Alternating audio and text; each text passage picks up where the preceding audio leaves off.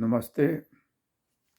आज का दिन आपके लिए अच्छा रहे और और आपके सभी के लिए अच्छा रहे, आपके परिवार के लिए अच्छा रहे। लीजिए, लास्ट टाइम हमने अब 17वां अध्याय आज शुरू करेंगे। 17वें अध्याय को क्या कहते हैं? ब्रह्म विद्या योग शास्त्र। ब्रह्म विद्या योग शास्त्र। आज ये गीता का ये 17 अध्याय है, पार्ट 37। कौन सा है? गीता का 17वां अध्याय, पार्ट 37। इसे ध्यान से सुनिए। देखिए कृष्ण भगवान अर्जुन को क्या कह रहे हैं। हे अर्जुन, देवता, ब्राह्मण, गुरु और ज्ञानी जनों का पूजन एवं पवित्रता, सरलता, ब्रह्मचार्य और अहिंसा ये शरीर संबंधी तप कहा जाता है,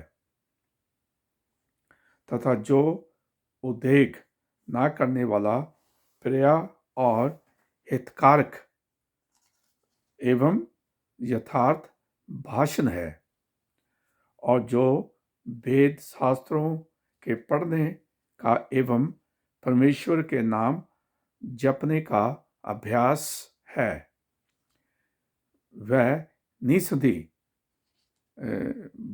वाणी संबंध तप कहा जाता है, तथा मन की प्रसन्नता और शांत भाव एवं भगवत चिंतन करने का स्वभाव, मन का निग्रह और अंतःकरण की पवित्रता, ऐसे ये मन संबंधी तप कहा जाता है।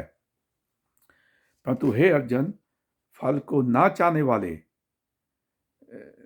निष्कामी योगी पुरुषों द्वारा परम श्रद्धा से किए हुए उस प्रबोधक 3 प्रकार के तप को सात्विक कहते हैं। और जो तप सत्कार, मान और पूजा के लिए अथवा केवल पखंड से ही किया जाता है, वह अनिश्चित और क्षणिक फल वाला तप यहाँ राजस कहा जाता है। जो तप मूर्तापूर्वक हट से मन, वाणी और शारीरिक पीड़ा के सहित अथवा दूसरों का अनिष्ट करने के लिए किया जाता है, वह तप तामस कहा गया है। और हे अर्जुन, दान देना ही कर्तव्य है। ऐसे भाव से जो दान देश, काल और पात्र को प्राप्त होने पर प्रत्युपकार ना करने वाले के लिए दिया जाता है, वह दान जो सात्विक कहा गया है।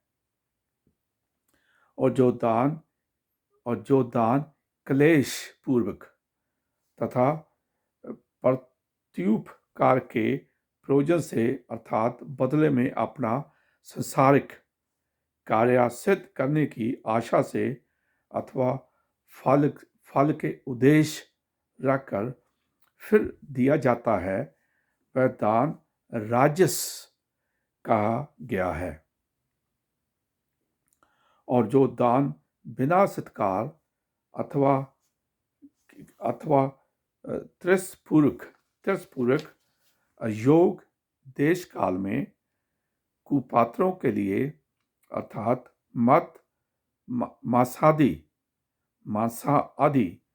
अभक्ष्य वस्तुओं को खाने वाले एवं चोरी जारी आदि नीच कर्म करने वाले के लिए दिया जाता है, वह दान तामस कहा गया है। हे अर्जुन, ओम तत्सत ये 3 प्रकार का सच्चिदानंदन ब्रह्मा का नाम है। ब्रह्मा का नाम क्या है? ओम अर्थात सत। उसी से सृष्टि के आदि काल में ब्राह्मण और वेद तथा यज्ञ आदि रचे गए हैं। इसलिए वेद को कथन करने वाले श्रेष्ठ पुरुषों की शास्त्र विधि से नियत की हुई यज्ञ दान तप रूप क्रियाएं सदा ओम ऐसे इस परमात्मा के नाम को उच्चारण करके ही आरंभ होती है। तत् अर्थात तत् नाम से कहे जाने वाले परमात्मा का ही यह सब है। ऐसे इस भाव से फल को ना चाहकर नाना प्रकार की यज्ञ तप रूप क्रियाएं तथा दान रूप क्रियाएं कल्याण की इच्छा वाले पुरुषों द्वारा कही जाती है। सत ये परमात्मा का नाम सत्या भाव में और श्रेष्ठ भाव से प्रयोग किया जाता है तथा हे पार्थ जो कर्म में भी सत भाव, कर्म में भी सत शब्द प्रयोग किया जाता है तथा यज्ञ तप और दान में जो स्थिति है वह भी सत है ऐसे कही जाती है और उस परमात्मा के अर्थ किया हुआ कर्म निश्चयपूर्वक सत है ऐसे कहा जाता है। हे अर्जुन, बिना शब्द के होमा हुआ हवन तथा दिया हुआ दान एवं तपा हुआ तप और जो कुछ भी किया हुआ कर्म है वह समस्त असत ऐसे कहा जाता है।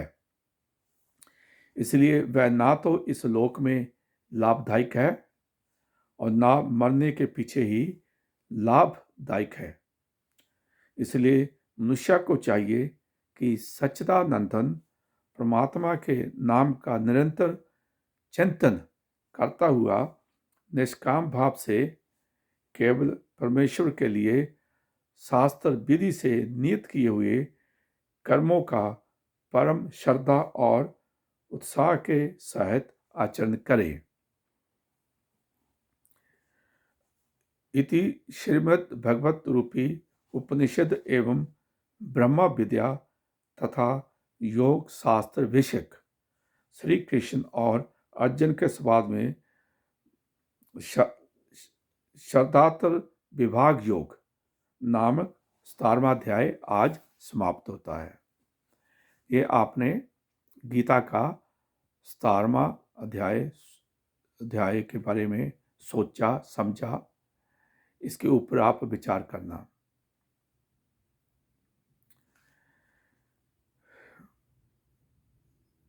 भगवान कृष्ण का यह उपदेश अर्जुन के लिए नहीं है। हम सोचा जाए तो हम सब अर्जुन हैं।